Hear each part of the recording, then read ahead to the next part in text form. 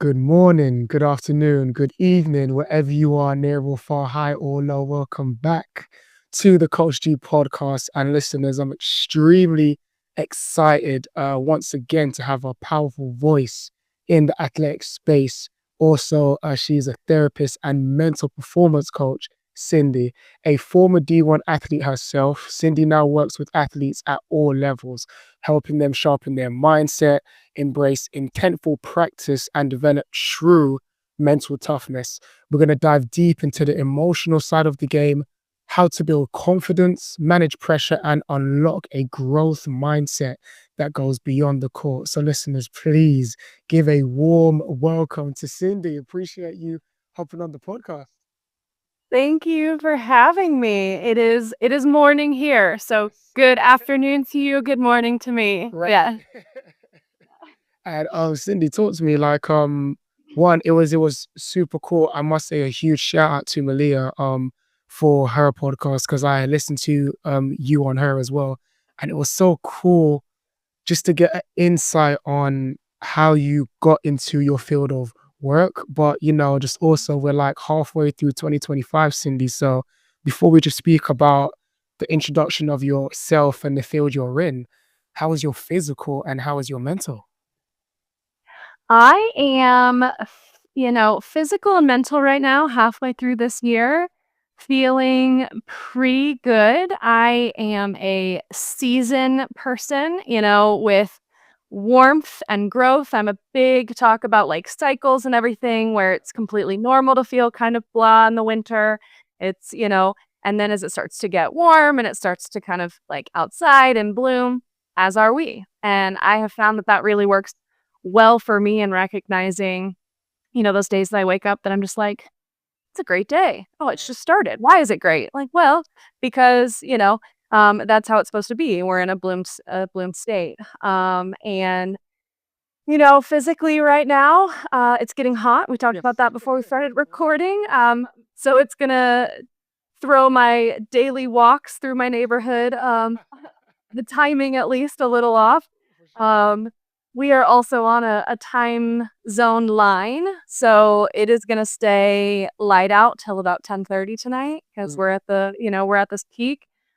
So staying up a lot later in a good way of just like, it's still light out. Why wouldn't I? Right. So yeah. Exactly. Exactly. And, as we just speak about how you got into your field, kind of just like a background for the listeners, can you kind of take us back, Cindy, to, the days of you being a D1 volleyball athlete, but also at that time, what led you to pursue volleyball at that level? hmm So because I know basketball is your thing. Yeah. I started out playing basketball. I live in Indiana, where, Indiana Pacers right now are, Right. in the finals. Um, but I started out playing basketball. I played basketball from the time I was like 5 years old through high school. And actually, a pretty high chance that I missed out on some volleyball opportunities because I did not want to quit playing basketball in high school. So playing at a bigger club or playing because I loved basketball. I liked Yeah. my coach. I liked my teammates. I also was at a small school where like sometimes we didn't have like enough to play if somebody was injured or things like that. And so I started out playing basketball. It wasn't until like seventh, eighth grade that somebody was like, "Hey, have you ever thought of volleyball?" So it was a very late bloomer, late start to the sport, and really just kind of clicked for me. Right. A lot of things seemed to make sense that didn't make sense to other people. Like I'm very nerdy when it comes to volleyball around like the physics and Yes. of how our angles are and everything like that. So it just came pretty natural to me. And so it was probably my junior year of high school that my coaches both sat me down and said, "You have to make up your decision. Like you gotta pick which sport you want to do." Yeah. So locally, I had some basketball people saying, "Hey, why don't you come play here?" But I knew I didn't want to stay local. I wanted to move away. So I started to look externally outside of the state, outside of the region. And if you Google Asheville, North Carolina, in October, It's the most beautiful thing you've ever seen. It's Wow. like leaf season in the mountains, and it's beautiful, like leaves changing. And that is when I went on my visit. And so I was like, this place is beautiful. I was really looking at I was drawn to North Carolina in and of itself. When I first started looking, I had barely left Indiana before I was 18. Like, Interesting. Okay. yeah, so like maybe a family trip to, the beach or once or twice, but I really had barely left. So something kept drawing me to North Carolina, and UNC Asheville ended up offering me a full scholarship first. And I sat on it for probably a month and a half while I did some other things. And I really, to this day, can't tell you exactly what it was, but it was a random Monday night that I called up the coach, who thought I was going to say no because I was like dragging it out so long. You're right. And said, "Yeah, I'm committing. I want to come here." And she was like, "Really? I mean, great, but like, are you sure?" And so part of my decision was that I wanted to get out. I had some, close by offers of schools that were very reputable in the sport. But I knew that I wanted to see other things and be in other places. And so making that decision was a sense of relief for me because I had my entire basketball season I didn't have to focus on anything except having a good time, not perform, like having to show up for scouting people or, things like that. And then my senior club year got to just be for fun and getting better and not worrying. So it really let me have a sense of relief. And so I played softball, I ran track, I did, I think that my most recent post, you saw that I was a baton twirler until I was about 11 or 12. Yep. So I really had my hand in everything. I wanted to do it all. And I tried until about 8th grade. And then in college or in high school, I stayed as a 3-sport athlete, Okay. with track in the spring. So it was fun. I loved it. That's all I knew. So when I went to college, it kind of seemed that transition seemed maybe easier than people were warning me about. Because if you only do one sport, yeah, that full-time switch and transition is going to be really hard because like so much more time involvement and that sort of thing. But I was a 3-sport athlete and I did AAU basketball, I did club volleyball. I never had downtime. So when I got to college, and had this downtime, I was like, if I didn't have downtime, I'm like, oh, this is normal. Like, this is what it always is. Like, so playing Division I volleyball was amazing. I think that the balance of being good. We were a pretty good team while we were there. Was great. Winning's awesome. Winning the conference one year was awesome. But I've also now, I always like to touch on this because I've been in or at like 10 weddings. At the birth of my, teammates, babies. Like that is what is it about. And because the wins and losses are important in the moment, but like when you graduate, nobody cares. True. That's so true. Yeah. That's the reality of it. Yeah. In the moment, it's wonderful, right? We want to be competitive and we want to achieve high, but at the end of the day, like it's about the connections and the support and the people. And I always tell athletes that they are so lucky to be on a team when you transition to either high school or a new school or college because you have automatic built-in best friends. So true. Yeah. Well said. Yes. Yeah. Like even if you don't love each other, you all have a common denominator. You all have somebody to complain about, usually the coach or, right, like how hot it is or, that sort of thing. So you always have that, like, at least you can always come back to your team, Right. which I think is the most important thing about being in a team sport specifically. So that is really important to me to this day, 15 years later. Like I am still connected to, 10 to 15 of my teammates regularly. Yes. You see, it's so crazy you said that because it's really been a full circle moment for me because as much as I love basketball and I'm just a nerd about shooting, passing, team tactics. I reflect. And it's only as I've gotten older, and like you said, I'm going to weddings, I'm going to baby showers, I'm seeing players who I used to coach. They're now having kids, and it's like we would sit down and talk. Like we would speak about basketball, and now we're talking about getting married. Now we're talking about just life outside of basketball. But what relates the two together is the lessons that we both learned during those training sessions or during those games or during those ups and downs, and it's how that's translated into how we approach life, you know. So what you said is just so key, and it's really true. Like basketball really is life, you know. And there was Mhm. other topics you mentioned, but I'm gonna try and hold my excitement for like I burn the do that a lot. but just kind of continuing on just with your background, like what was that? Because always intrigued when a player makes that transition from whether it's player to a coach or a player to a mentor, a player to a therapist. Like, what was that turning point for you, Cindy, that led you from being like a high level athlete and even a D1 athlete to kind of shifting towards more of the mental health space for athletes? So I have coached some form or facet since I was like 14, 15 years old. I would volunteer at camps. I would run like the, little 5-year-old leagues, like the little rec leagues. I would coach. I have a sister who's 10 years younger than me. So she got to be my little minions that I would coach her softball team. And I would, when I was home for the summers, and I would, coaching has always been in me, Right. every bit of it. I love coaching. And so even in college, I coached club level.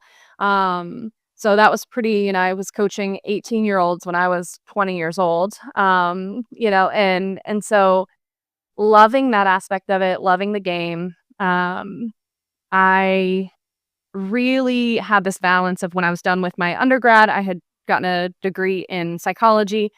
My intention was to become a counselor. I knew that from high school. Like I had taken a AP Psych class and I was like, this is what I want to do. I want, you know, human behavior. As of late, it's less about the personal, individual human and more societally. Um, but so when I was looking at schools, I was looking at grad assistant programs, and so I could stay in the volleyball world, but also get my degree. Well, long story short, coach quit. The assistant coach quit at the school I was going to graduate assist at, and I had already applied. I had already gone through the process. The athletic director coach were like, "Do you want the job, um, the assistant job?" And I'm like, "I'm 22 years old. Am I going to say yes to a job or like going in debt because college here is absurd, you know?" So I'm like, "Yes, sure. Like that would be great, all the things for my resume, everything. So let me do that." So I got into coaching right out of undergrad, and I had a lot of imposter syndrome, and we can talk, I'm sure that's in one of these questions Sure. coming down the road, of like being really young. And I had a really good mentor who was like, "Cindi, you have 15 years of experience of playing, and you also have 10 plus years of coaching. Yes, it's not college coaching, but like coaching." So I had a lot of people lifting me up in the coaching realm. And then as I kind of moved into the space of more recruiting, talking to people, being kind of the athletes that I was coaching's like go-to person, I was like, I can't help you in the way that I want to be able to help you Right. because I don't have the skills. I don't have the, you know, I don't know where to send you. I don't know what to recommend, that sort of thing. And so the turning point really became after about, I think I was probably 3 or 4 years into coaching at the last school that I was at. And I had an athlete with an eating disorder. I had an athlete who was going through some stuff with like depression and like intimate partner violence. I had people whose parents were going through divorce. And this is a team of 14. Like that's a small sample size. Yeah, for real. Yeah.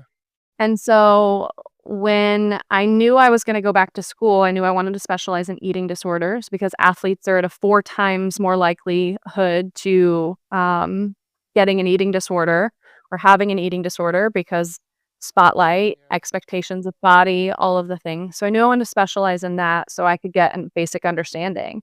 And I had to learn a lot. I had a lot of unlearning to do of what I thought about bodies and how they perform. And um, so that turning point aspect, it was literally, I put it up to fate um, when I was gonna go. So I was like, all right, so here you have to take the GRE as the grad school admission exam. And I said, I'm gonna sign up for it next Monday. And if I pass, I'm going back to school. And if I don't, I'll stay another year. I didn't study. I didn't. I just was like putting it up to fate. Okay. And I passed. And so I immediately started to meet with people, figure things out. And I did graduate assisting on the back end. So my boss, I said, I'm quitting. I want to do something different. I need to, shake things up. And she was uh gratefully for me, she was like, "I wanna keep you. How can we keep you? Can you go to school here?" And the school had a wonderful program, and I enrolled. So every single thing about my grad program was focused around athlete, all of my research, all of my papers, all of my everything. I was very lucky to have a professor in grad school who was a graduate of Florida State University's sports psychology program. So he really was a good mentor of like navigating how to get into certain spaces, my suggestions of what I should do, that sort of thing. And that was really the space of recognizing like I want to be the person that athletes can come to who gets it. Right. Um, because that was what I was running into. I found referrals for therapists. I found referrals for, things like that for my athletes. But what I was running into is they didn't have good time. They were done at 5. Well, the athletes are in practice till 5, so they didn't have any evening slots to be seen. Um, a lot of therapists jump to the quick, easy answer, which I'm not like hating on. It's true. But a lot of people say, well, why don't you just quit? If you hate it this much, if you're miserable, why don't you just quit? And as athletes, we know two things can be true at the same time. Right. I can hate my sport right now and know that I absolutely love it and want to continue, right? Exactly. So it felt very dismissive to a lot of the athletes who were seeking out therapy. And so I was like, all right, that's the avenue I'm going to take. That's what I'm going to do. And that was really, I jumped into it pretty quickly. The places I worked at for my internships knew I was sports person, athlete. So they would assign anybody that came in who had sports background with me. So I really got to dive right in as soon as I was done with my grad program, Right. working with athletes, which was wonderful. Yeah, I love this conversation already, man, because I mean, I've been fortunate enough to be coaching basketball for I think 14 years now. And I kind of look at what I started with emphasizing, which was just like how to be the best player you possibly can. Then it kind of transitioned more into shooting or defense. Then in the later years, yes, it's still very much about the physical and skill acquisition side. But now I'm kind of finding myself reflecting on player body language from like a good athlete to what the bad athletes do to just noticing when athletes enter the court, okay, I can see, oh, yeah, this person's not in the best mood today just from how they've walked in, or they kind of give a lazy high five, or okay, this person's had a good day today, or just as soon as they walk in, hey, how was your day at school? Giving them a high five and like making them feel, because I know for me, if I feel like I matter, then that's putting a huge battery on my back. So to be able to give that to players as well, and just being aware of body language and tonality and just reading certain people, it just helps me to become a better coach. So for yourself, Cindy, like how did your own athletic experience shape the kind of therapist and coach you are today? From a lot of trial and error. Mm. I do not have a history of being a wonderful teammate. I was very, very, very competitive, like mean if we didn't win, or mean if you weren't performing to my expectation. Um, so it's probably a 180 turn of how I show up for how I was as an athlete. I learned, I grew, Of course. I had a lot of great mentors tell me like, hey, you're being kind of a jerk. Um, but I also was like a really, really horrible loser. So like to the point that I would work myself up to be like nauseous or sick. And because I hated losing, I hated, and that's this dichotomy that doesn't really exist of like, if you don't win, then you are the worst, right? Like we like are so polar and that's how I was perceiving it versus like, if we are, if we lose by 2 points, like, yeah, that sucks, and, like, you still performed well, maybe that team was better than you, like, there's still it's not excuses, it's very real validation and logic, Right. And so a lot of my how I show up today is definitely rooted in, like, what not to do, or even this was my experience when I was, like, demanded more of my teammates in a not kind way. So I focus a lot of work on communication. Like, when I tell you I would, like, black out and say things to my teammates, and they would be like, "I can't believe you said that." And I'm like, "I don't even remember saying." So when we talk about, like, that adrenaline rush, that push for like, I would go to the extreme, right? So most people would say that I was super committed and super, um, you know, um, supportive of my team, and I really wanted to win. But I took it to the extreme sometimes, and that took a lot of work for me to acknowledge, Mm. around, like, I didn't understand because we'll talk a little bit later. I know of like my big push on intentionality. And I could not fathom as an athlete, I couldn't fathom why you would come to practice if you're going to go like half speed. Yeah. Like it didn't even cross my mind. And so sometimes I think like we talk about hard work, things like that are often taught, can be taught. Sometimes they are hardwired too, because I don't know where it came from, but like I couldn't understand why you'd come to practice and not try hard. Yeah. Yeah. Um, so as an example for that of like translating it to coaching, I know that a lot of people are going through stuff and, bad tests, things with like, boyfriends, girlfriends, like different relationship things, parents. So as a coach, I encourage them to come up to me before practice and say, "Hey, coach, I had a really bad day. Hey, coach, this really awful thing happened, but I'm here." And so instead of like writing them, yelling at them about their poor body language or their, that sort of thing, and I always tell them, I'm not going to go easy on you. I'm not going to just like say, go sit out. Right. But I'm also not going to challenge you an extra bit. I'm not going to call out that body language because I know that it's from something else. It's not from like what's happening now. Um, and I really push for practices, games, like the sport itself as being an outlet. Like it's the 2 hours that you can totally disconnect from everything else that you have going on. And really pushing for that like as soon as I say, all right, practice is done, you can go back to thinking about that failed test. You can go back to texting, your friends about this relationship issue. But in these 2 hours, you get to just focus on a sport. Yeah. Yeah. Yeah. And just even with that, when you was reflecting about how you were, like, and I appreciate your honesty. Like, there was moments during your playing career where you perhaps wasn't the best teammate. Like when you was quite strict or very kind of you would black out. Like, what do you know the reason behind that? Like what was the story you told yourself when you was acting like that? If that makes sense. hmm I have a lot of a recognition of like how into things that I can become. Like like my kind of, I can get really, really hyper focused on things, lose time, like all of the things. So I know that had something to do with it, and that like I did dive completely in. Um, and I also had very strict rules for myself that I was projecting. So one of the things that I talk about a lot outside of even sport is perfectionism. I talk about the perfect athlete. I talk about perfectionism in my, in my therapy world. And I was a perfectionist to the extreme that I became a jerk to my teammates because I expected the same thing out of them that I expected out of me.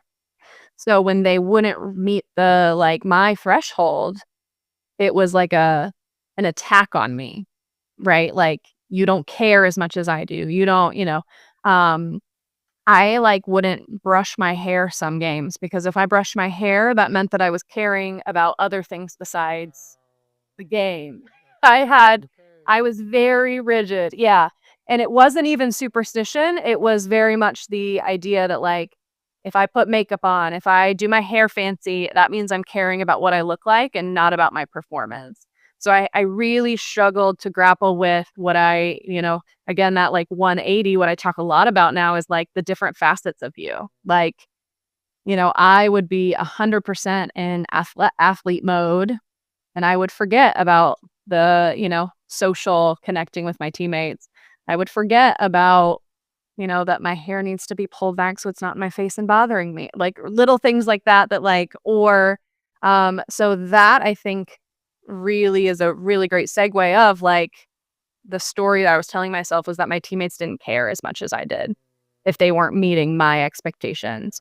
Um, Even though step foot off the court, I was like, "Hey, let's go get ice cream. Hey, let's hang out," right? Like as soon as we were done and we could get into like gendered experiences of the sport experience because I've talked to a lot of male athletes who are like, "That's how we all are." And I also grew up playing baseball with my brother and his friends in the backyard and, him knocking me over playing basketball, telling me to toughen up. I'm like, so there is a lot of that, again, social conditioning that I had of you go 100 and then when you step off the court, you're like, cool, let's hang out now, where the normal female athlete, women's teams just doesn't have that as much. I wish it would, and I think it's getting there because I don't think that it should be gendered, but it is like right now. So I do think that played into it as well. That like I was able to turn it off as soon as practice was over, where other people would hold grudges and be like, "You were a brat today." And I'm like, and I was like, "What? We're good. Let's hang out." So that I think I really, as a succinct way of putting everything I just said, I projected what I expected of myself onto everybody else. Right, right. And you even just mentioned earlier as well, and it's something that I really as I speak with, certain high level guests like yourself, they're really big on doing the simple things really well. Because even as coaches, I'm fighting that myself because I can at times really overcomplicate something that is so simple. And it's just, speaking to coaches, um, nutritionists, pro players, they all have the similar same underlying concepts of they just do the simple things consistently, whether that's waking up, making their bed, eating right, and they're very intentful with those little details. So, and this is something that you often speak about with regards to just being intentful, whether that's in your thoughts or practice. So, can you just break down for the listeners and explain why it's such a game changer? Yeah. Yeah. I think that whatever you choose is more than okay to be intentional. Like I think there's, like you mentioned, like waking up early or, making sure that you're eating well, making your bed. Um, I rarely make my bed and I am very intentional on other things, right? Like I think there's sometimes we cling on to things that other people do, but it's not about what they're doing, it's about how they're doing it. True. Like Very true. that's the difference, right? Because so intentional practice is what I talk about a lot because if you're just showing up going through the motions, you're just showing up going through the motions. You're going to stay stagnant. You're going to get bypassed by people who are putting in more work. And then you're like, but we're all coming to practice. I don't understand. Right. Um, and so again, I said that earlier too. It is quoted in a newspaper, a local newspaper of mine. When I was in high school, I said, I don't really understand why you'd come to the gym and not work hard. Like that was at 17 years old. I just couldn't fathom why you would sign up for something and do it half effort. Like it just didn't make any sense to me because I'm going to be there anyway. I'm going to be there 2 hours anyway. I'm going to be there 4 hours anyway. So I might as well go hard. Right. Um, and so intentional practice in sport often is also injury prevention, right? The slower you go, if you're going like at a half effort, someone else might think that you're going at the same speed and you get like run into each other. Your joints, if you're going half speed, your joints, like things, you're at a higher risk for injury if you aren't giving full intention, right? If your mind is somewhere else, you're not paying attention, you're not self-aware of people around you. One of the worst injuries I ever saw was a teammate of mine landed on another teammate of mine because the teammate in front of her was just completely unaware of what was going on. And, was it her fault? Maybe, but, like, at the same time, it was just about the intentionality of being aware. So, in volleyball, we call picking up the balls shagging. Mm. Um, I am probably the most type A about things that are outside of the drill. Like, if a ball rolls under in a drill and somebody lands on it, we're done, right? Practice is done for the day. If somebody is, like a dramatic example, if somebody's throwing the javelin, like you need to be aware, right? We can't just be chucking, at anywhere where there are people. And so the little things that we do right include all of the non-sport things, cheering on your teammates, supporting your teammates, making sure the water bottles get taken from bench to bench, making sure the towels get picked up, making sure, your teammates' contact that fell out gets it to the case while they're still playing, whatever it may be. It's about taking like accountability and responsibility for all of those little things. Because the sport itself, like this is one of the reasons that I'm currently not coaching, is you can be the best that you will ever be and still lose. Serve as well. Like, Yeah. right? Because the other team, the other person is better. And however, because when I would recruit, I would go and watch when they're on the bench. I would watch them during warm-ups. Are they trying? I would watch their interactions with their parents. And I kid you not, I had people be like, go get me a cheeseburger. And I'm like, you go get your own cheeseburger. Like, what are you doing? And the parents usually be like, okay, and like run and go get them a cheeseburger because, but how they would react on the bench. Because I think a lot of people get confused that being really angry, showing a lot of emotion as in like an anger, frustration way, is showing how much you care. And that's not intentional. Like you talked about body language of people walking in. I'd watched the other team's body language. Oh, we're going to serve at her because she's clearly in her head.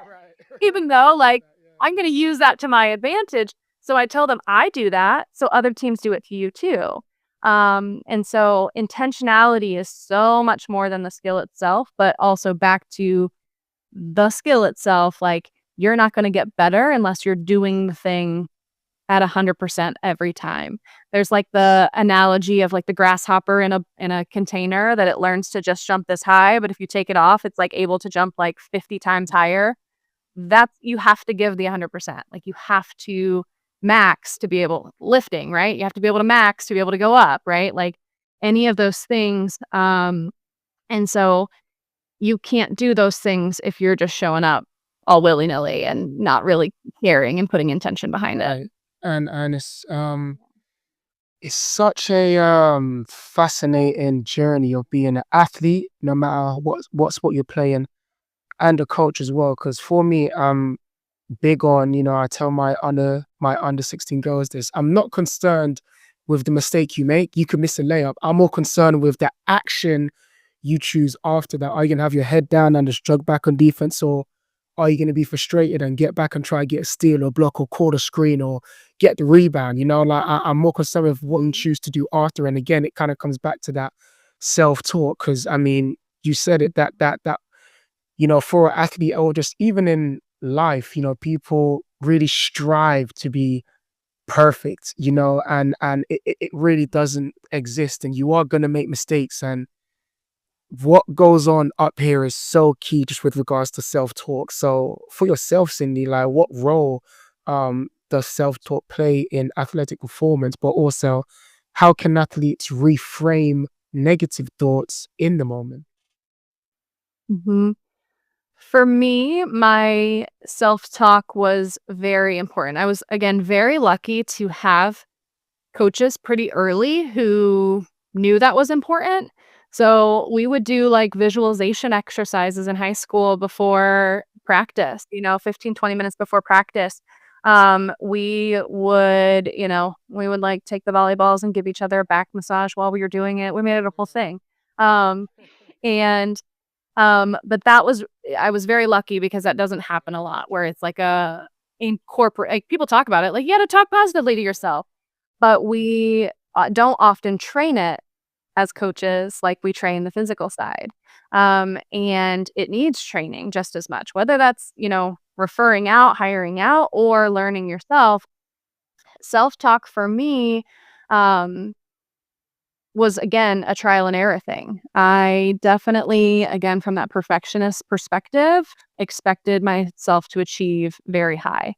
But again, I also had coaches in my younger years who really kind of gave me the permission. I was kind of almost like a snarky player, but in a like, it was very helpful to me in that if I got blocked, for example, I had a coach that was like, tell them good job, tell them to try it again.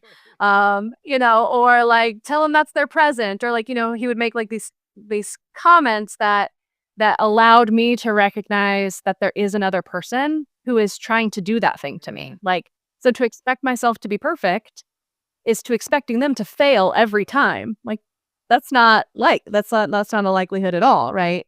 And so the self-talk for me often was like a reset word. We did like a lot of work on just kind of like a word that made you get out of your head. So for a lot of us, it was super funny. Somebody's was like rabbit, somebody's was like Skittles, whatever was going to like just jar you to a place. But my inner self-talk was because I had confidence, because I expected perfection in myself. I was like, all right, cool, like next play. And so you spoke to that of like, what are you going to do next? Something I preach all the time too, right? Because if something happens, how you respond to it can dictate the rest of your experience, you know? Yeah. And so if it's finding that balance of like not caring, I'll be like, oh, whatever, I messed up, whatever, right? And then also not flipping out and being out of control, frustrated, dropping your head, things like that. It's finding a middle ground of like, I know what to do, give me the ball again, or I've got it, right? Like, it's not, I'm the best in the world. Cause I think a lot of the times we try to um, pit a negative thought, I suck, I'm really bad, with the complete opposite. And our brains also know that's not true. So if I'm like, man, I really suck, and I'm like, but I'm trained to say something positive, and my positive response is, no, you're the best in the world. My brain's gonna like, I'm not. Like, why would you say that, right? Versus like if my inner thought, my first thought is, man, I really suck. The statement response might be, I don't suck, I made a mistake. I don't suck, that was like a bad decision. That was a poor decision, right? Like it's not who I am, it's about the action that happened. And that's, so I don't it's kind of the whole thing of like I'm not a bad person, I did a bad thing, or I'm not a stupid person, I did a stupid thing, or whatever, right? It's not attaching your worth to that negative thought. In your opinion, because I can't pinpoint why, I get why players, coaches, just people in general in life want to strive towards greatness, however that looks. Because I feel like greatness is a relative term depending on who you're speaking with or what their relationship to that word is. But um, as a therapist as well, Cindy, like, what's the reason behind, especially with athletes, why they're so hard on themselves, or why they don't give themselves that grace of making a mistake? And no, I have to be perfect now. Like, where do you think that stems from, would you say? Well, we can dive into our growth and fixed mindset because of a lot of it is the language that they've heard over time that is intended to be well received, right? Like, you are so good. You are the best athlete I've ever seen. You're going to go pro. These sorts of statements seem harmless in the moment, but if a kid internalizes that and doesn't make the varsity team the freshman year, I'm clearly not playing pro. I shouldn't even try anymore, right? Because I think it falls under that black and white thinking of if it's not this, then it's the complete opposite. And so a lot of it is like what we've heard, messages we've heard, or it can be on the flip side that, instead of something like turning on in your brain when someone tells you, you suck, you're never going to make it. I personally, it was well into my, gosh, it was probably within the last 10 years. So well into my adulthood. My father reminded me that I had an administrator at my high school who said, because I dabbled, I sang in high school. I was in a show choir and all that stuff. Yeah, that was another thing I did. I was like, before I dropped the next statement, he said, you should stick to singing because sports aren't going to take you anywhere. And I didn't consciously remember that, but I know darn well that is one of the reasons that I worked so hard, challenged, stayed in that. Like, it wasn't a conscious decision, but he said that. My father reminded me of that, and I was like, oh yeah, I feel like I want to call him up and be like, sports have taken me everywhere. Thank you. So it's just an example of how words matter, even if like that person may have never remembered he said that or didn't mean it that way or was like trying to compliment my, abilities on the stage, right? Like, and so I think that's some of it. And then the other aspect of sports is we are still focused on punishment. So punishment in the sense of like running sprints, being punished with like, whatever it may be, sprints, push-ups, like whatever the punishment is for making mistakes. If that's what people choose to do, that's fine. But we also have to recognize punishment is verbal too. So when we are saying, God, I suck, that's punishment, right? We think it's going to help us be better. Or, man, I'm the worst player ever.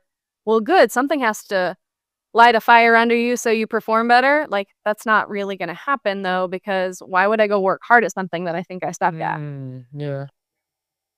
Yeah. Right?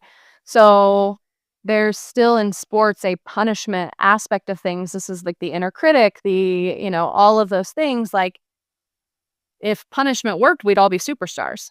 Like, if that inner voice, that negative self-talk worked, we'd all be superstars. We'd all be great, but that's not the case. And you said something that was really powerful. And again, I have to shout out to Malia on the Mental Playbook podcast, where you said like separation needs to happen sooner rather than later. And to me, that stood out of the whole podcast because I didn't really go through that lesson until COVID happened. And I was not just myself, everyone was taken away from what they loved to do. And when I didn't really have basketball, I found myself clinging to, okay, I can at least watch The Last Dance, or I can watch some basketball games. And after I was like, D, relax, let's just take off the Coach D hat. What does Demetrius like to do? And it took me a minute, but it was like, oh, actually, I do like watching anime, or it's been a minute since I watched this movie, or like, I do like working out or picking up another language. And it was nice for me to disassociate and just not attach myself to, I'm just a coach. Basketball is my identity. So why did you mean that? Because that was such a powerful statement. Because like, we look at professional leagues, even in professional leagues, they're making it a max to age 40 before they're considered ancient. And that's ancient, making it that long in a professional league. And so at some point your sport will end as an athlete. And full transparency, I think a lot of coaches go from playing to coaching so that they don't have to go through that process of de-identifying. That was me. I didn't have to face mine either. Like, that's a self-proclaimed identity thing that I did. I never left. I didn't have to grieve being done with volleyball because I never stopped. 2 club seasons ago was the first time I had ever taken a year off ever. And I think that it was a total of 19 years that I was around volleyball, whether playing, coaching, playing and coaching. And I wasn't miserable. I didn't hate it. I needed to see if I missed it or if I was just doing it because it was routine and what I had always known, right? And so that idea of like separation of self and your sport is because the sport can be taken from you at any time. We're seeing unprecedented times of like universities cutting sports teams just to save on budget, right? Like certain things here in the US that is you don't know until tomorrow. Like they call you up and they're like, actually, your team is no longer a thing. You can either transfer or you're done. Um, and if you aren't preparing for that, then it's going to be a shock. You're going to feel really confused, overwhelmed. But if we're thinking in the back of our head, hey, at some point this is going to end, I can start that grief process now. Um, and, a lot of the times I'll start it with like athletes that I work with, like their sophomore, junior year, right? About halfway through, because it's still all fun and games in those first couple of years. But even as a junior or, third year, or you're closing in on your time to be done, you still have that thought of like, oh, this is my last season. That's not my last season. This is my last game that I'll ever play at this location. This is my, all of those things. And so separation is remembering that you are more than Coach D, that you are more than, right, like a volleyball player. And it is important to I encourage every athlete to have friends outside of athletics. Um, you know, because you'll want that space. It'll help you to have less resentment toward your teammates because you spend 50 hours a week with them or whatever, right? I don't care how much you love them, you're going to get annoyed because you're in the same space all the time. So having different hobbies, having things that you can do for lifelong. I get a little jealous of like, I think it's like tennis and golfers. Like that is a lifelong, it's well established. There's tennis courts everywhere. There's golf courses. Like it's something that everybody knows you can do in a lifelong space. Volleyball's not that way. I did actually though, our nationals this year had like 60 and up league and a 65. Like it was amazing. So fun. Yeah. But that separation of player, this is what I do, this is who I am. And I talk about that with, people in my field, right? Therapists really forget to take their therapist hat off a lot. And that can be really draining because you're everybody's everything. Everybody's like, advice giver, everybody's. And so that's a phrase I use a lot is like, that's a hat you wear, that's a thing you do. It's not who you are. Right. Absolutely. Mhm. Absolutely. And just with regards to, again, I love the time that we're in just with regards to social media and the amount of access everyone has to information. But it's crazy because I just had shout out to Amy Goodson, a sports nutritionist. She was saying like out of all the information that's out there on Instagram, TikTok, only 2% of it is actually true. The rest is like, which is scary. So when I come across people like yourself who are one, accessible, but two, you're really built with purpose and you're just really giving people the real advice that they need to hear. Sydney, for yourself, like with social media playing such a big role in athletes' lives, like how do you help your clients manage comparison, pressure, and even anxiety? I really struggle with this because there is such an attachment to social media and a lot of like especially teenagers, young adults, like they have now grown up with it. And so um that makes me feel very old to be like, and this generation, like I didn't grow up with a phone, like that idea of like where I'm actually really grateful that every second of my life wasn't posted to the like, you know, wide web, like, that it is now. And so I think that, reminding that angles, what people post, the AI now, the like, just reminding people that everything they see isn't true. And Also, people only post their highlight. Like, it's very rare that someone's coming on to say, "Actually, I messed up," or, "This is all the times that I failed," right? Top level athletes rarely talk about when they sucked when they were 12. Like, they're just talking about their workouts now, and you're like, "What? How can you do that? Like, I wanna do that." You're comparing yourself to a professional athlete. You're not there, you know? Um, I say that with injured athletes. Injured athletes will say, "You can come back, like, you're good. You can come back, you're good, you're cleared," and then are frustrated that they're not where they were because they watched some video clip of somebody who was running before they were supposed to or whatever, right? Like, so reminding everybody that everybody has their own journey.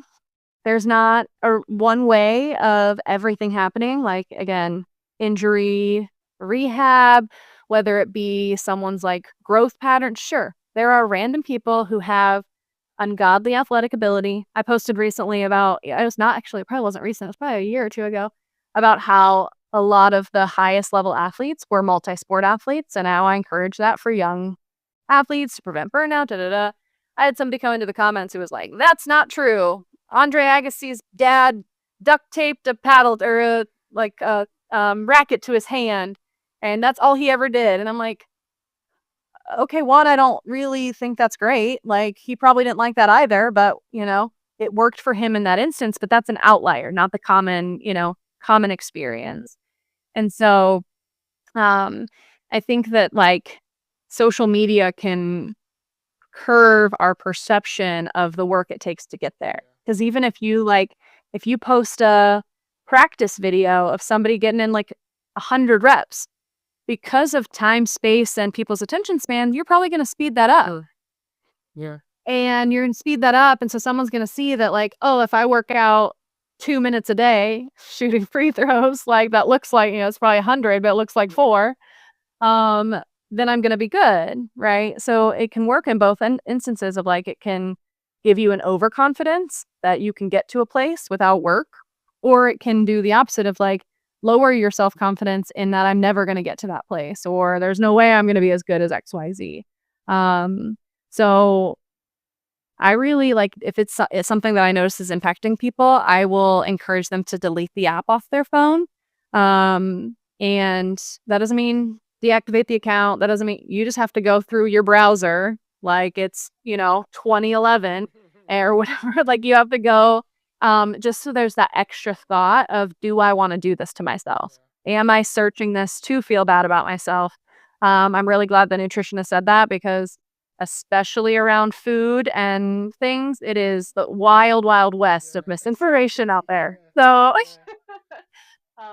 I'm very blessed in having such an education in eating disorders. So, like, I am friends with countless dietitians who are absolutely amazing, who get like way less reach because they're like, here are the facts versus like inflammatory, like, big things. So yeah, I think that, like, yeah, reminding people from a very, very, very young age that, like, what you see on the internet is not always fact. It's not true. There's Photoshop. There's all of these things. So yeah. And just with regards to the or just continuing the conversation, just with regards to the mental side of athletes, like, what are, just looking at a couple of like tips and techniques for athletes to take away, is like, what are few mental tools or routines you would recommend for athletes to use before games or even practice? Mm. I think that depends on if you are like a tactical person, if you journaling is like the number one coping thing for therapists that you're taught. Like, oh, coping's. I hate journaling, and I am a therapist. So I'm not going to force anybody to do. I'm not going to say this is going to work for you if it's just because it's one of the best, like, doesn't mean it works for you. So, um, I think that if you are someone who can, like, recognize, okay, if I cross through this threshold, I like a threshold of the door of the gym. Now it's practice time. Now I'm Cindi the athlete. But you have to say that. It's not just an automatic thing. Like, that is where I think a lot of the times coping things or tips seem kind of cheesy or over like, but we are trying to convince ourselves and we're creating a system and a ritual that signifies I'm a different person when I walk through the door. Because then that also gives you permission to leave whatever happened at practice, every game, at the door when you leave, Yeah. right? So you're doing that there too. I am now Cindi, the person annoyed that she has to drive home at 10:30 at night because practice went long or whatever, right? Like I'm no longer the athlete. I'm no longer the coach. Um, so that can look like other examples of if like an athlete can drive or if their parents are cool and for it, like maybe it's picking a song and this song that hypes you up before every practice or every game and you listen to it as you're pulling up. Again, because rituals tell our brains what's happening next. That's what we want, right? We want routine. This is why, you know, put our shoes on, left foot, right foot, everybody gets dressed the same. It can spill into superstition where, like, if I do it wrong, then I'm going to mess up, right? Everything's on a spectrum. But for the most part, it's reminding our body, it's like our brain's muscle memory, right? So it's reminding our brain what's happening next. So rituals that can be, blaring a song that, really amps you up. It can be when you walk through the threshold. It can be as soon as you put your shoes on. You can maybe have a message on your shoe. There's like people who write things on their palms, right? They aren't just for fun. Some might be if they're not being really intentional with it, but most of the time it's a part of a routine. It's a part of a ritual that they've created. I also think visualization is very underutilized. Our brains do not know the difference between when we are doing it actually and when we are replaying it in our brain. Um, so we like if this is, if you have a nightmare or dream in your sleep and you wake up and you're sweaty and you're like, you weren't really just running from a bear, right? But your body thought you were, right? Because our brains, right? So visualization, imagining what you want to go well, imagining the thing that you messed up last game is going really well. I think that's really under you. That can be 15 minutes. That can be 2 minutes. I think a lot of the times people think skills, tips, like mental health things take forever. If I say like you should meditate, people imagine 30 minutes to an hour of silence, Yeah. And really meditation can be is really about our senses. So I like to there's the breathing exercises, square breathing, where we're inhaling for 4, holding for 4, exhaling for 4, waiting for 4. That's a perfect little, square. Um, that's one. I think that, the again, sensory stuff. So if I'm feeling really activated, I'm feeling my anxiety rise before the game, that might be plugging in some music for a little bit. That might be holding something, fidgets are all the rage. I have like rocks that I hold on to, putty that I have over here. Like I'm always, needing this video, you're going to watch it and you're like, wow, Cindi moves all the time. This is a part of my process. Like, um, but having something tactile, there's a skill that therapists from therapist world called 5 4 3 2 1, where you look for 5 things, 5 things you can hear, 4 things that you can, 5 things you can see, 4 things you can hear, 3 things that you can touch, 2 things that you can smell, and 1 thing that you can taste, right? So those are our 5 senses. 5 things I can see, our brains don't do a good job of multitasking. So if I'm freaking out and I'm like, okay, there's a handle to my dresser. Okay, there's my, corner. If I'm looking for things, I'm really, and then again, the 4 things that I can, touch, right? Like I'm sitting on the cold bleachers. These are uncomfortable. I want to sit on the ground now, right? Like I'm feeling things. Taste. A lot of people are like, so I'm supposed to lick something. That could be like um, I mean, fair question. But oftentimes that's like popping a mint. Something, right? A warhead. I am super, super excited to borrow another therapist who works with athletes, gave their athletes that they were working with warhead, the sour candy, before they shot free throws and talked about like how your body physically responds and how it's more. And I'm like, she totally just took my idea and put it into practice. And I'm like, here for that. But it's anything that's going to take your mind away from the thing that's causing you anxiety or worry or, anxiousness. So there are plenty more, but I think I gave 3. I could probably give 10 more. Love that. I love that, honestly. And another thing that is, I guess, a part of a athlete's journey, whether they inherit that directly or indirectly, is whether they're going through like a slump of like they're having a poor set of games or even sometimes injury. And I think it's a shame, but the mental side of sports doesn't really come into play until, unfortunately, when the athlete gets injured, because they're taken away from that sport. They're physically not be able to on the court with their teammates. They feel isolated. They're doing boring rehab. That's when people start speaking about the mental, when that should have been happening from the very beginning. So, for yourself, Cindy, like, what are your thoughts or even techniques or concepts people should understand when it comes to just confidence after injury or poor performance? Mhm. I think one of the things that you kind of spoke to of like that it doesn't happen until the injury or the slump or the right, like it's like after the fact that we're like, "How's your mental game?" Like, "Oh, I'm just now noticing it that it's not great." It's the same idea of like wellness. We go to the doctor yearly to get a checkup, hopefully because nothing's wrong, but we want to double check, right? I see the mental side of the game is the same thing. That oftentimes we're only going to the, mental doctor appointment after I'm already in pain, after I'm already physically hurting or mentally hurting. It's too late, right? And so a lot of the work that I do in the coaching and the education on sports food and mental health is really about being proactive because as a therapist, I'm in a reactive standpoint. People are reaching out because stuff sucks, right? Like it's felt like too much. And so the athletes need to know that no matter how hard they work, no matter how strong they are, no matter how much they do, injury is not a 100% guarantee that it won't happen to you. And slumps. I know that for a while I was having a slump in my junior year. And I was getting really frustrated because this other player was getting way more sets and way more kills, and I was starting to get really kind of like, "Oh no, they're gonna take over as the best person on the team or whatever."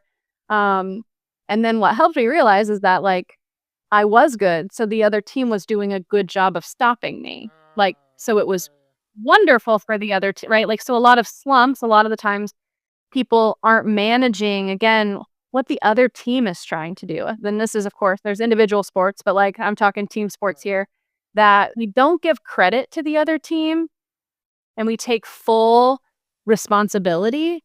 And that's just not possible in team sports. Like you have to give credit where credit is due of like, basketball, like people have like, triple team the best player on the team, right? And then someone else goes for, hasn't scored more than 4 points and goes for 30 because they're left wide open, right? Like, and the person that got triple teamed could either be like, "Oh, I suck. I only scored 4 points," or recognize, "Shoot, I am Good. good enough that they put 3 people on me, and that's opening up for my teammates who are now scoring." And then if you keep going with that, story, then the next game, someone's gonna have to stop the teammate that now has gone off, right? So now they're gonna pull someone off of you.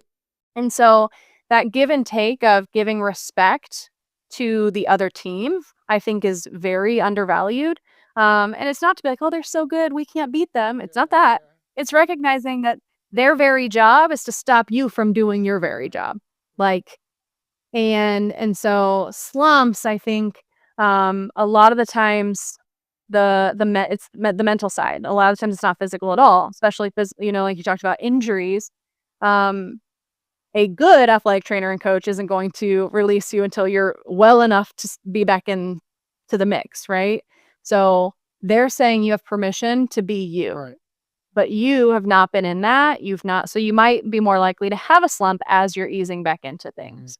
Um, Simply because you backslid, and it's not a choice. If you hurt your shoulder and you haven't hit for 3 months, you're going to be behind of where you were, right? And so I think a lot of slumps, injury, like mental health side of things needs to come with a dose of realism, of like logical, right? It's not about how we're necessarily comparing ourselves to everyone else. It's about recognizing like facts. Of course I'm behind. Of course I need to get back up.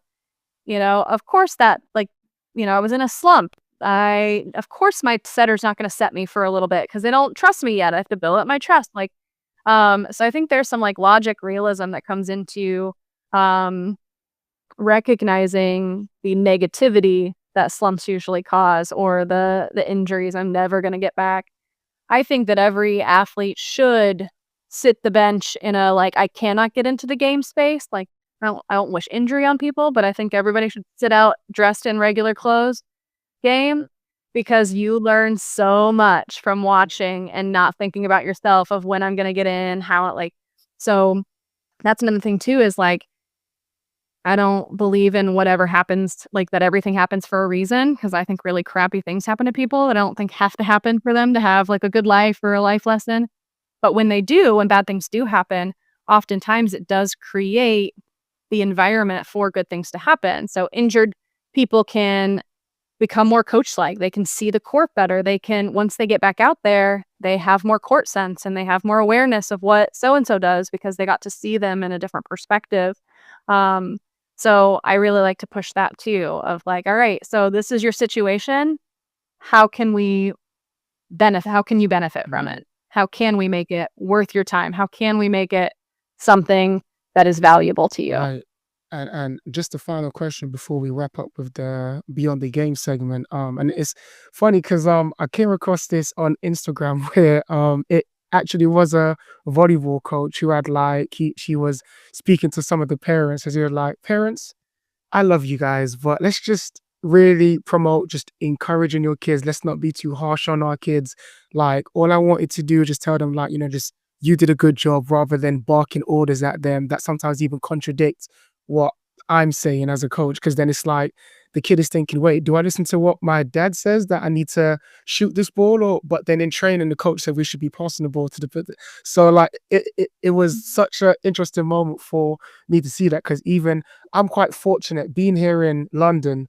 I don't really have that problem because basketball is still a very much developing sport. Parents don't really have an opinion, but football, I've heard like, I mean, some of my friends are football coaches and they're like, D, every parent watches one game in the World Cup and all of a sudden they're an expert. They're telling people where to go. And it's something that they really have to face. So for yourself, Cindy, uh what should coaches and parents be more mindful of when guiding young athletes of today? It's a deep question. A lot. I It's funny that you said like, oh, I was also a volleyball coach. Because when I had most recently moved back to Asheville, I coached a club and none of the parents knew me because I had moved back 6 years later. So fresh parents. And the directors were very like respected me very much. Cindy, do you want to give the talk to the parents? Wow. And I stood up there and I was like, guess what? We do have favorites. And it's the people who work hard, and it's the people who are coachable, and it's the people whose parents aren't a pain in the butt. And they were like, oh my gosh, Cindy, I can't believe you said that. I'm like, I'm just putting it out there. I'm not going to, shy away from naming that. Now, sure, there are really negative, borderline abusive coaches out there that need parental support for, navigating that. Like, that's the outliers, right? But there is something to say about how our world changes, we evolve, things happen, so sociologically, we kind of swing like a pendulum. So like one generation, hard work, like everything is through hard work. Next generation is like, wow, this kind of sucks. Like, maybe we can do things different way. Old school coaching, there's this blend right now of, and I could go into parenting of like gentle parenting. People who do not gentle parent are like, you're being easy on them and they're going to never learn discipline. And that is not true at all, right? It's actually just treating your child like a human, who has feelings and autonomy and choice. And I encourage parents and coaches to remember that about their athletes. That um, if someone like, I again, I'll bring my coaching experience. I tell my players if I'm coaching, I tell them like, if you don't want to be here, don't be here.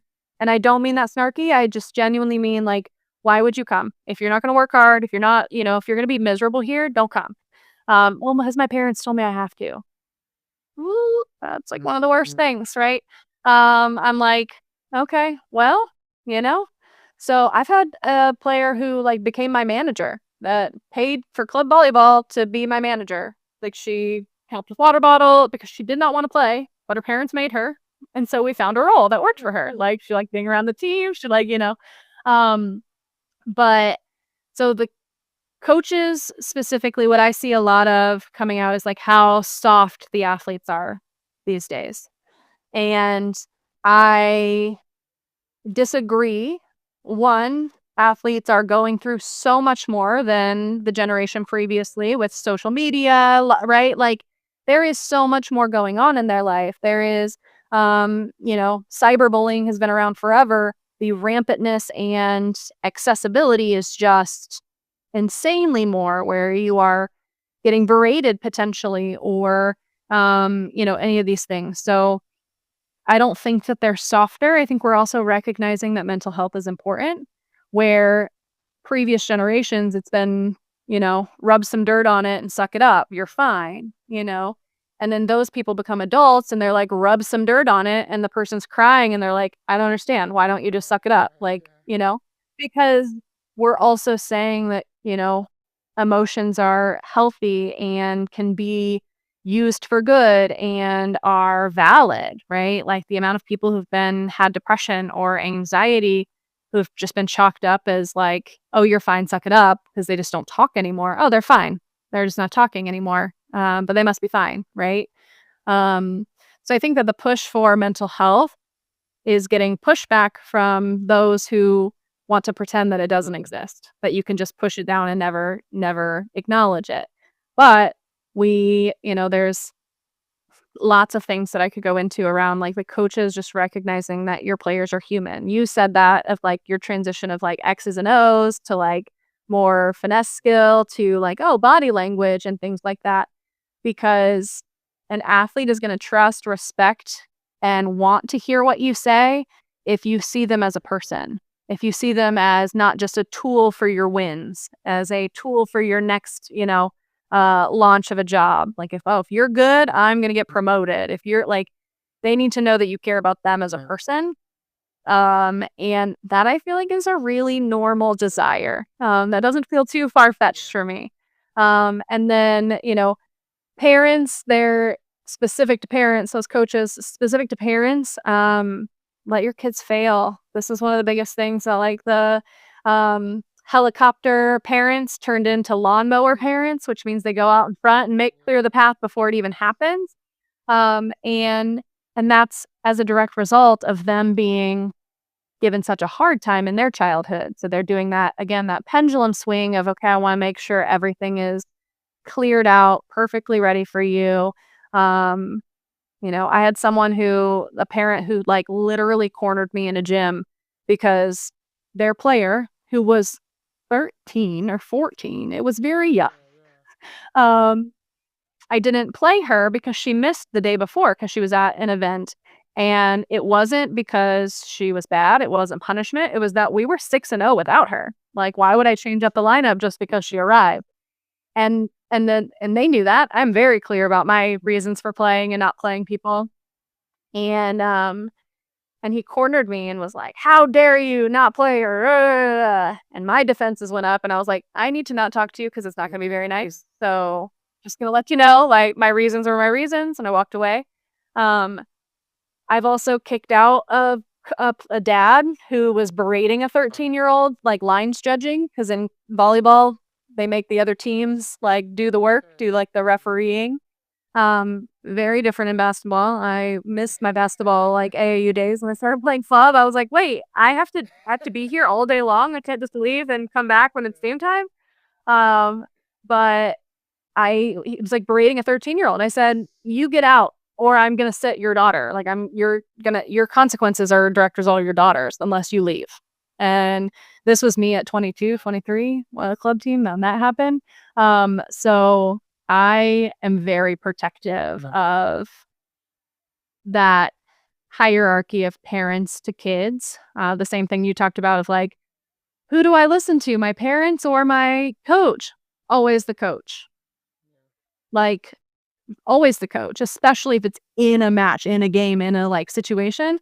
And that's another one of my rules.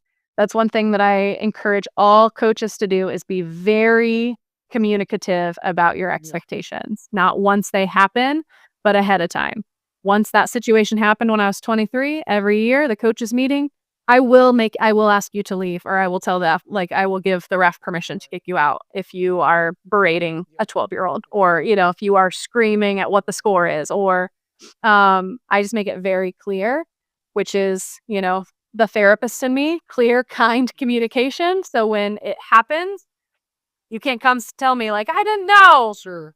Yes, you did. Yeah, I've been doing it long enough now, but I've had all these instances that I absolutely have, more than enough time to make sure that you know all of the answers of, you know, and kids don't know how to fail. That's that perfectionism you asked earlier. Like, they aren't allowed to fail. They aren't allowed to fail at home. They aren't allowed to fail. If they get a B on their test, they're getting yelled at. If they're, and I think that we've kind of forgotten that trial and error, like messing up is how we grow, and it's a requirement, True. True. And just to wrap up with the beyond the game segment, this one I'm super intrigued to get your mind on. This could go the sports route, Cindi, or this could go just the life route. What would you say is a skill that is taught by many but only mastered by a few? I would actually, like leaning on what I just talked about, I would say communication, healthy, assertive communication, especially in volleyball. Basketball, I know it is like defense, you're talking to each other, you're right. Like, I know communication's big in basketball too. Volleyball, it is like you are constantly hearing parents, coaches scream, talk, talk, when athletes are running into each other or not going for the ball because they think the other person is, or even if both players are screaming, the answer is still talk, like they were. Like, that's not good feedback. So I would actually think that like communication is something that is talked about all the time, but we don't teach how to effectively do it. We don't talk about how to be direct. So, hey, could you maybe like sometimes think about setting the ball like a little bit farther off? Like, hey, I need the ball a little bit farther off so I can make you look good. I would, like, that's direct feedback. Some people might be like, oh, I can't ask them to do that. Yes, you can, right? They don't have to choose to do that, right? But you can ask for it, right? And that's the balance of like aggressive communication is give me the effing ball or else, right? Like, that would be like aggressive. The passive communication is the one I gave of like maybe like sort of it was fine, right? We're finding that middle ground of assertive. Like, I want the ball. Yeah. Like, and I can also throw a compliment as because I want to make you look good. Like, if you set me the ball, we're both gonna look good, right? Like, let's mutually exclusive, right? But communication, I think, is coaches are not great at it. I am getting ready to do a segment on like different coaches and parents. So it's funny we've been talking about it. Coaches and parents and athlete like archetypes. And there's a lot of coaches who are like afraid of confrontation. So like, hey coach, why am I not playing? Well, they're very uncomfortable with having that direct conversation of you didn't show up practice this week. You got to get better at this because they don't want to hurt feelings because they're probably going to come across as aggressive or think they are. And so that's where like fostering healthy communication is a lost art, I think, in sports. And is probably something that is very hard. And some of the best coaches in the world, when you ask their athletes why, because they told me they cared about me. They held me to a high standard while also telling me that they cared about me. They demanded that I, give my all. They knew I had more in me. That's communication. right? Like, you don't just assume those things. Like, those have to be taught and told. And so there are really good coaches with healthy communication and that, like, open door policy, if you will. But there's a lot of coaches, a lot of athletes who struggle to communicate with their teammates. Like, teammate make you mad, need to address it. Most will harbor it all season and build resentment, and you'll see it on the court, you'll see it, outside, but we'll never, "Hey, is everything good between you and" "Yeah, I don't know. What you talking about?" "Yeah, everything's fine." "Okay." You know?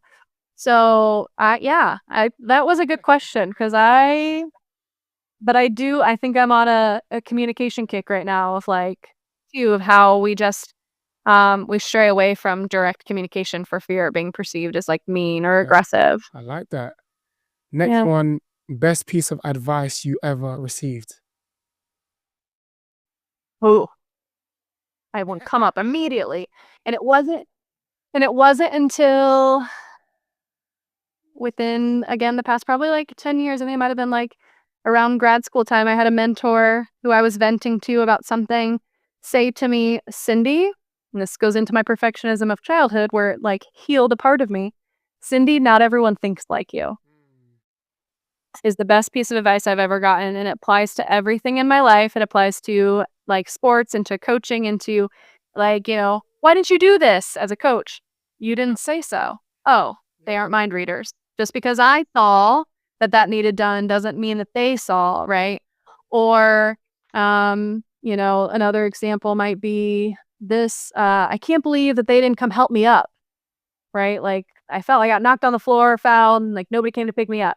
Um, well, that may be what you have done, but they maybe are helping up somebody else who broke their arm across the court or something, right? Like, but you're perceiving them as not helpful because that's what you would do. You would charge and help them up. And so not everyone thinks like you is also a good reminder of, like I said, to the perfectionism piece of, like, I expect perfection and the best and such a high standard for myself. Not everybody does. And that doesn't make them a bad person. That doesn't make them wrong. That makes them not in my brain and not the way I would do things, right? So for coaching, that's a lot of delegation too. Assistant coaches, other coaches, like, not everyone thinks like you comes into play with that around, like, why would you run practice that way? Because that's how I wanted to. Oh, Right. okay. Just because that's how I would not have done it doesn't mean it's wrong.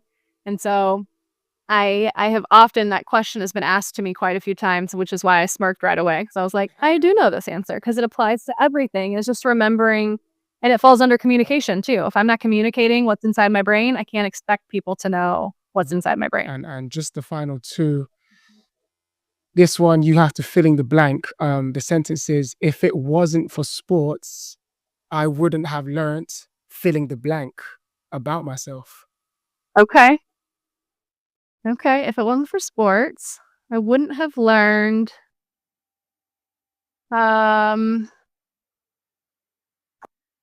want to say I wouldn't have learned, like, how much is out there. I go less about, like, specific advice, but sports opened so many doors for me and so many avenues of, like, learning, conferences that didn't have to do with sports, trainings, didn't even know, like, certain job titles were there until I got into college coaching. And I'm like, oh, I could be an assistant athletic director of communicate, like, there's just so many roles that I didn't know. I've also met a lot of people and had a lot of connections. So without sports, I wouldn't know that there's more out there. And the final one, what would the title of your autobiography be? Let me sit on this one for a little bit. You can edit out how long this takes. Let me see here.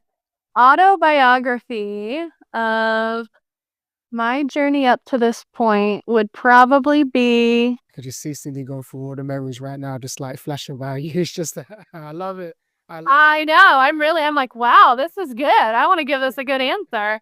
Um, Well, I would have to say something around, like, it would probably be something around, like, intentionality, like, going all in or going for it or, um, I also am pretty woo-woo in that, like, I chalk a lot of things up to the universe, right time, right place, right situation, and so it would probably be, like, something regards to, like, what all of the all of the journey, all of the hiccups, all of the Yeah. hurdles to get me to here.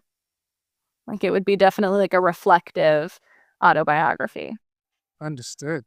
Understood. Yeah, I was like, "I don't know if I gave you a title or not, but I gave you a lot of, like, insight to what it could be."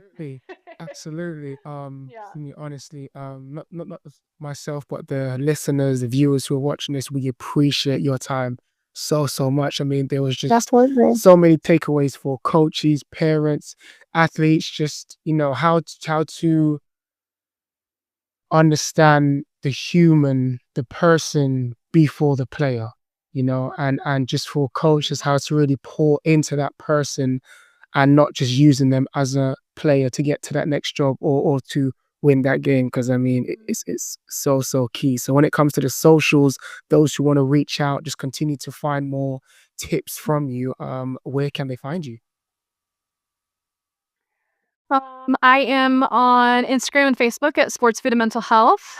Trying to break into TikTok because I know that the algorithm's good. I just haven't gotten myself to it yet. A video that I posted on Instagram, someone did give me credit, but posted on TikTok and it went like viral. And I was like, wait a second, that was mine. But I didn't have an account for those to go to. Um, yeah, so Sports Food and Mental Health on Facebook and Instagram. On the Instagram, there is ways to contact me. Right now, I just updated. I've got some more courses in my overall mindset course, and what we're gonna do is kind of turn it into a membership. So if you get in now, this is the like cheapest it's ever gonna be because it was for a single course, and I've decided that I'm just gonna add to that over time as things come up. Um, so right now is the best time to sign up. But and then yeah, on there is like how to get in touch with me for talks, for team talks, for one-on-one coaching, that sort of thing. But that is really socials, talking about that like opposing sides of how beneficial socials are. We are talking from thousands of miles away from social media and how wonderful it can be and the detriment side. So sports fit and mental health is where you can find me, and hopefully that'll grow sometime soon. I know that my website is somewhere in the realm of being worked on too. So out of sight, out of mind for me. Yeah. Amazing. Yeah. And listeners, do not worry. I will put all of the links in the description of this podcast. But this has really been reflective. My cup is full, honestly, from just having you on, to be honest, Cindy. So appreciate your time. Listeners, appreciate your time as well. This is myself, Coach D, and Cindy signing out.